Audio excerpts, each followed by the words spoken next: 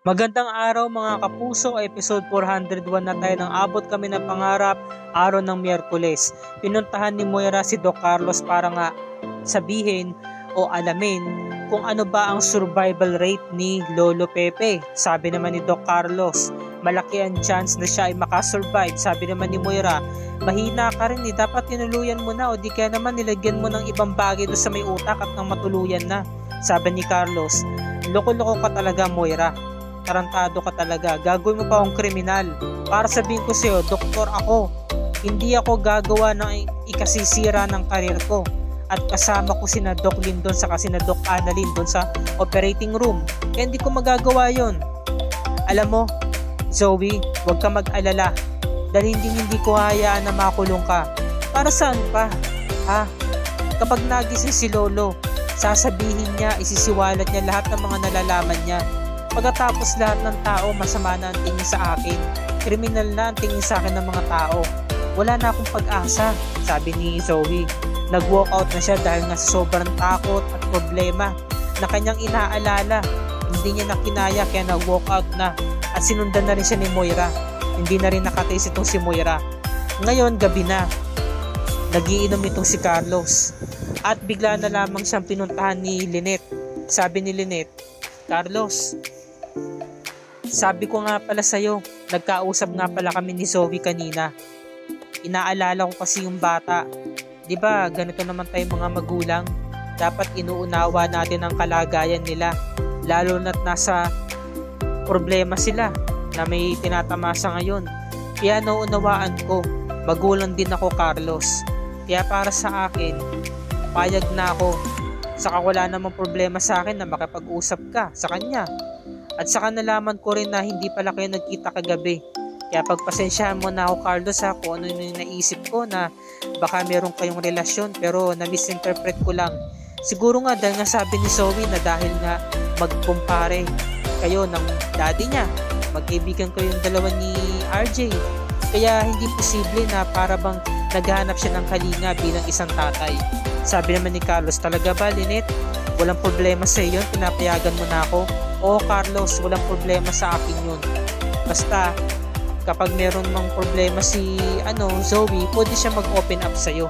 Maraming salamat Lynette sa pangunawa at naiintindihan mo ko. Kaya sabi naman ni Carlos, masakit pa ba yung pasa mo sa mukha? Wala na, okay na ako. Maraming salamat talaga Lynette, kaya niyakap niya ito, di ba? Kasi nga inaalala nga ni Carlos yung mga problema na tinatamasa ni Zoe. Halos wala siyang magawa.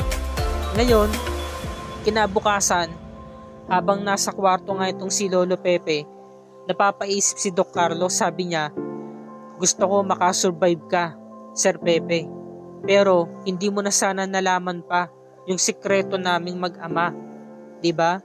Yun ang gusto niya kasi mangyari, hindi malaman na ni Lolo Pepe. Samantala, ito namang si Moira, sinabihin si Zoe na sigurado ka ba gusto mo dito mag-stay?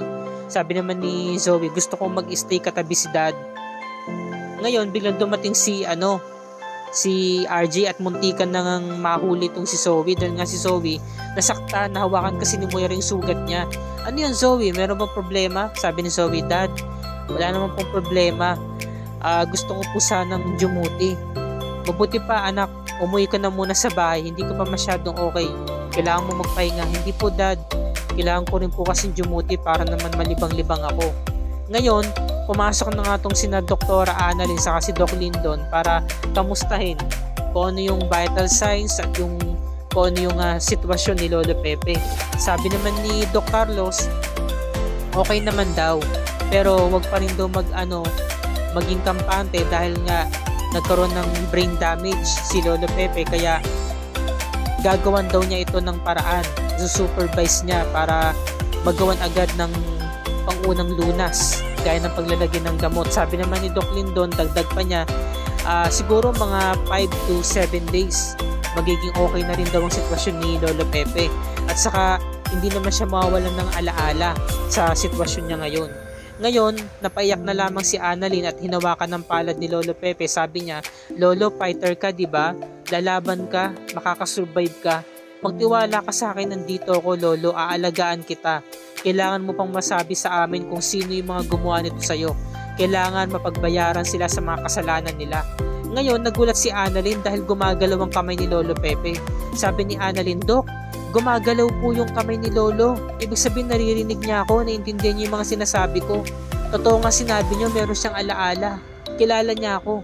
Ngayon nagulat si Doc Lindon kasi nakita niya yung mukha yung facial expression ni Doc Carlos nakasimangot. Kasi nga pinapanalangin nga ni Doc Carlos na sana hindi na nga makasurvive tong si Lolo Pepe. At sa pagkakataong ito, dumating na nga si Giselle kasama ang mga pulis, si Officer Mark. Sabi niya, meron na raw ebidensya na nakalap at yun ay walang iba kundi ang medical kit na nahanap sa may crime scene. Diba? Meron daw silang natagpuan na medical kit. So sabi ni Giselle, possible na meron silang kasabwat na doktor. Sabi nga ni Officer Mark, posible nga po yun. Kasi yung mga gamit po bagong bili. At matutukoy po natin ito dahil meron itong handprints. Kaya kinakailangan po namin kuhanan ang handprints ng bawat isa para po sa investigation, para po mapabilis ang pusad ng kaso. Natatakot na yung sina Moira saka si Zoe, diba? Paano na yan?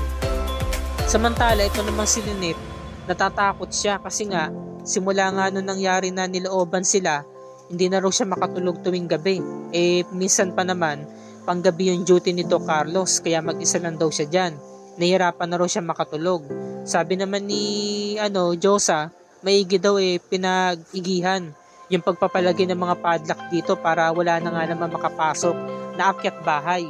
Ngayon, sabi naman ni Josa, dagdag pa niya, kung gusto raw na may makakasama si Lynette, pwede naman daw sila mag-volunteer ni Chang Susan. Sabi naman ni Chang Susan, pwede naman ako dyan sa may sopa. Ito namang si Josa, pwede naman sa may carpet. Sabi naman ni Lynette, maraming salamat sa inyo Ipagpapaalam ko muna to kay Carlos para pag pumayag siya, sabihan ko kagad kayo.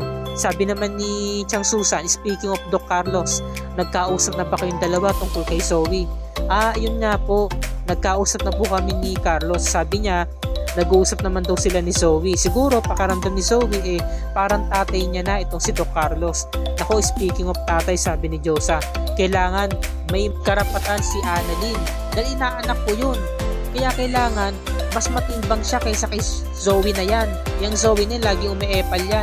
Sabi ni Chang Susan, oo nga, tama si Josa dahil ikaw asawa ka ni Carlos. Step-daughter niya na si Annalyn, kaya mas may karapatan si Annalyn kaysa kay Zoe na yan. Samantala, sinaoli na nga ni Moira yung kotse ni Nerissa. Sabi ni Nerissa, sigurado ka ba Moira hindi mo ito ginamit sa krimen? Ano ka ba naman Nerissa? Malinis yan, walang bahid yan. Di ba sinabi ko naman sa'yo, iingatan ko yung sakyan mo. O ito na, sinusurrender ko na sa'yo. Bilang dumating si Officer Mark, magandang araw po sa inyo, Mrs. Moira Tanyag. Bakit po kayo nandito? Ano pong gagawin niyo sa akin? Iimbestigahan niyo po ba ako? Maaari po ba namin kayong maisama sa pulis? Bakit? Kukunin niyo na ba ako? Dadakpin niyo na ba ako? Nagising na ba si Sir Pepe? Nagsalita na ba siya tungkol sa akin? Sabi naman ni Nerissa, please lang Moira, wag ka naman gumawa ng iskandalo.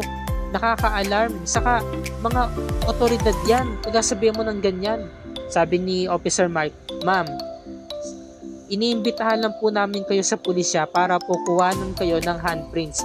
Bakit? Ba't mo yung gagawin sa akin? Hindi pwede.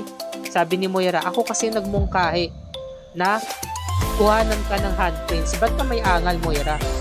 Ngayon, ito naman si Doc RJ, bibili ng bulaklak. Ngayon, nakita ng tindera, meron dumapo na malaking itim na paru-paro sa may balikat ni RJ. Sabi niya, naku sir, yan pong paru-paro na yung nakuli itim na malaki. Sinyalis po yan na dinadalaw po kayo ng mga mahal niyo sa buhay kasi ganyan po yung nangyari sa tatay ko nung namatay po siya. Dinalaw po ako ng malaking paru-paro. Ngayon, iniwan na ni RJ yung sukli doon sa babae. Sabi ng tindera, nasaan na si sir? May sukli pa yung sa akin Ngayon, ito namang si Zoe, kinausap niya yung nurse kasi nagkakagulo na doon sa kwarto ni Lolo Pepe. Sabi ng nurse, ma'am, nagsisure po kasi yung pasyente kaya po nire-revive siya. Ganun ba? Sige po ma'am, mauna na po ako. Ngayon, pinuntahan ni Zoe yung kwarto ni Lolo Pepe at pumasok na rin sina Doc Lindon para magsuporta kay Doc Carlos dahil nga nire-revive na nga si Lolo Pepe. At si Annalyn nanonood, nananalangin at umiiyak dahil nga nagsisisure si Lolo Pepe. Ngayon, dumungaw na rin si Zoe. Dahil nga nag-aalala siya di ba? Nag-aalala siya na parang meron siyang pinapanalangin na sana hindi na nga magising pa yung lolo Pepe niya. Di ba? Pinapanalangin niya. Ang sama ng nasa isip. Kaya pumunta ng altar tong si Zoe para ipagdasal na sana wag na raw magising pa si lolo Pepe niya. Ngayon dumating naman itong si RJ at niyakap nga to si Annalyn at paiyak na rin siya. Di ba? Dahil nga sa sitwasyon nga ni lolo Pepe nare-revive siya. Ngayon napapayak itong si Zoe. Binubulong nga niya sa isipan niya. Sabi niya, sana hindi na magising si lolo Pepe. At nahuli nga siya nito ni Doktora Katie. Zoe, ano ginagawa mo dito? Sabi ni Zoe. Kasi po si lolo, nare-revive po siya ni na Doc Annalyn sa ni Doc Carlos. Huwag ka mag-alala Zoe. Naintindihan kita. Magaling, mahusay na doktor sina Doktora Annalyn sa si Doc Carlos. Mare-revive nila ang lolo mo. Magtiwala ka lang, magdasal ka sa Panginoon. Pakikinggan ka niya.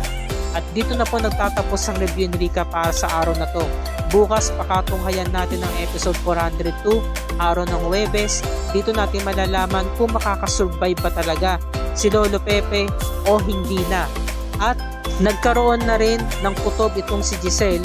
Bakit nila pinakidnap ni Zoe sa ni Moira si Lolo Pepe? Anong dahilan? Ano kaya magiging palusot dito ng mag-inang Zoe at Moira? Makakaligtas na kaya sila sa kanilang krimen o hindi? Yan ang pakatutukan natin bukas mga kapuso. At kung bago ka pa lamang sa aking channel, kung maaari makahingi ko sa iyo ng subscribe at i-hit mo na rin ang bell icon para lagi ka updated sa mga episodes ng Abot Kami na Pangarap and other GMA shows tulad nito. Maraming salamat po sa inyong panonood mga kapuso and God bless us all.